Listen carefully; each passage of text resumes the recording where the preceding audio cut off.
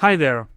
So today I'm talking about the bad games. So the games which are not highly scored by Metacritic or players, the games which were criticized by the time of their release.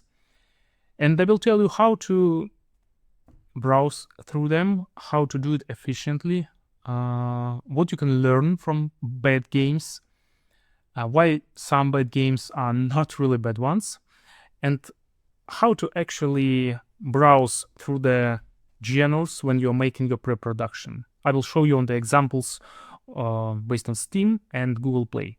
But this will be in the end. First is well, actually the phrase which is summarizing it all. You have to play lots of games, even bad games, to experience the boundaries of the creative solutions. So with bad games, you will clearly see how far you can push the creative design, and by that I mean mechanics, art, narrative, economics, even the promotion. Bad games can show you that cringe line where the bold ideas become not that readable or just breaking the other parts of the game and just repulsive. But bad design can also show you the hidden gems, because beyond bugs, fake advertising, unsuccessful game release window, misaligned branding, broken core mechanics, and the list can go on, you can find the very perspective solutions. An example, why not? It's Alpha Protocol, which comes to my mind, the game by Obsidian Entertainment. It was released in 2010. I played it like years after, and that's not a very good game. It was highly criticized on release, and well, there were lots of things about it. But one good thing about this game was the timed tone-based dialogues. So when you got your dialogue to pick, you got the like wheel of the tone you have to set for your character's reply. And the way you do it, or not do, you can ignore and do not press anything, and this way your character will kind of reply with silence, which became kind of negative into the game, and that influenced immediately the NPC, the story, the progression, all this stuff.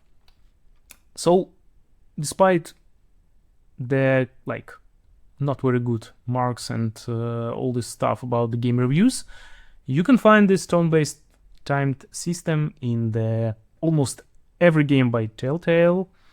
What else? Life is Strange. And yeah, of course, the Cyberpunk 2077. You cannot call these three games I mentioned as the bad ones. And of course, it's not the timed dialogue system which brought the success to it, but it was finally accepted by the players. So you see the pattern, right? Bad game can feature something that was a gem and which shined bright in the cocktail of different contexts, and in the other games it worked for lots of numbers, I mean financial numbers. I can also add that ambition and the unfinished vision is a thing that have to be identified by you as a game developer. Often the failed games aren't lazy, they are overly ambitious. They contain ideas that were simply too grand for the budget, for the timeline, and maybe for the current technology. But in the game that sank, you will see the developers' raw vision, and you will see a mechanic that was genuinely brave, but ultimately imploded. So you will see something that can be either polished or isolated and reworked for something new. Remember that association with the cocktail. You picking that thing, adding it to the new mix, and here we are. Your job is to excavate this and create some kind of reverse engineering. What I can say about the reverse engineering, that's about the player direction. Sometimes you feel something odd about the the way you communicate with the game. And in lots of ways you communicate with it with the UX and UI. That's especially true for the mobile games. In a good game, we initially, or almost initially, understanding that we have to do this. The game tells you this with the UI UX. In a bad game, we are lost. And by studying a bad game, you learn not how to build, but how not to confuse the player. Take a game with the opaque progression system. The player does something and receives no clear feedback. They don't understand why they are succeeding or why they are failing. And this is purely informative design problem. Like, you train your eyes to see that designer blindness when a developer knows the system so well that they forget to the player is seeing it for the first time. That's a very common mistake for every producer, for every game designer. We are so into this product we are making that we are just forgetting that it's complex to play. It's kind of not intuitive. That's why you have to give your game to the playtesters, even if they are not professional ones, but just maybe even family. Yeah, I know that I advise not to give to the family, but it can be for the first playthrough. Give it to the people around, for the non-gamers, just to see the blind spots of the UI UX for the first. So I can add to this the economical mistakes. That's the one way that could sink the game completely. And development is just business. It's not the art by itself. So a failed game is typically a financial catastrophe. So by analyzing the games that failed, you learn to see where resources were wasted. That's again connected with that overmade, I don't know, 16K textures for the mobile game, which is excessive, and things like this. And that's where the double playthroughs are useful, when you play the game as a player for the first time and when you play it as a developer for the second one, analyzing these patterns, like approaches and all this stuff. You will see areas which were over-engineered, like cut backgrounds with animations which are not seen by player almost, or some gimmicks maybe that not utilized. It can be just something, a lot of efforts, a lot of working hours for nothing, for a thing the player won't even see.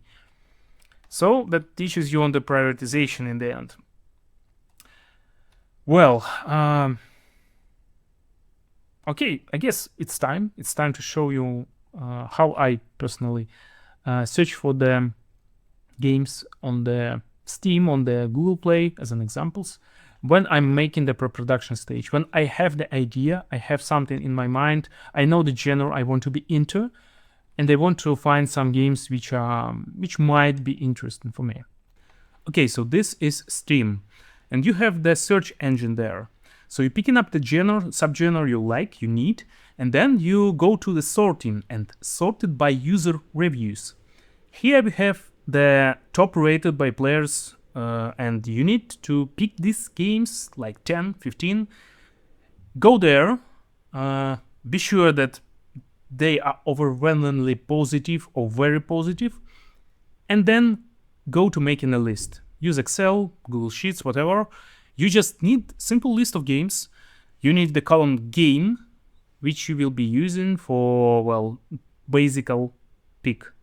Then you go to the comments, to the reviews, and go to the negative ones first. If there are many, boost things up by filtering using the keywords but, however, and you will see that there are certain ones which making it like, hey, the game is bad, but, and that's what you need. Same for the positive ones. You are looking for picks of the best mechanics praised by many. So you selecting the one from the reviews, they will be obvious, and you will just go there and make a note in the second column, hook. If we are talking about mobile games, use the aggregators, because Google Play is quite bad for the deep searches.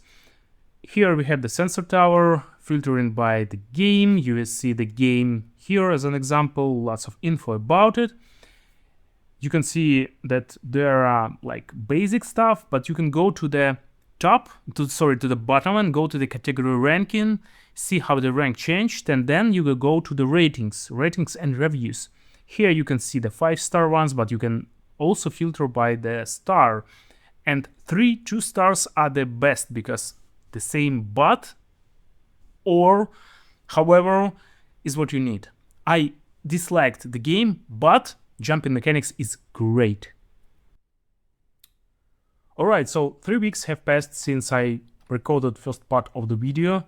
It's winter here and it's kind of freezing around, so, well, brace yourself for the cold days. I hope you enjoyed the video and I see you around, hopefully next week. Bye bye.